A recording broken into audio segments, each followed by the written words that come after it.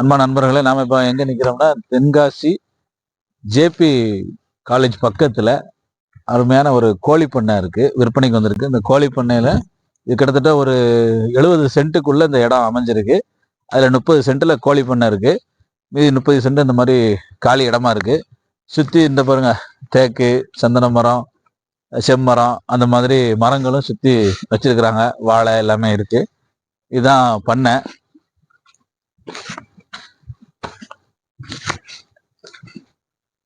வாங்க,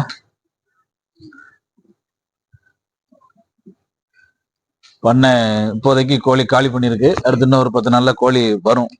அதனால இதுதான் பண்ணை.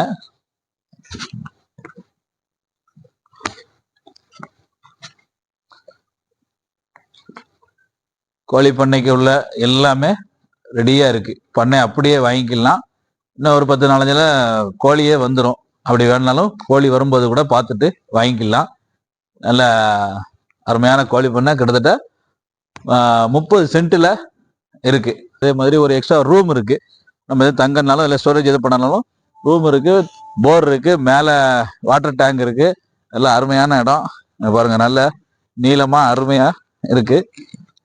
சுத்தி தென்காசியில இருந்து ஆய்க்குடி போற ரோட்ல ஜேபி காலேஜ் பக்கத்துல இருக்கிற இந்த தோப்பு, இந்த பண்ணை வந்து ஒரு 70 சென்ட்டுக்குள்ள அமைஞ்சிருக்கு.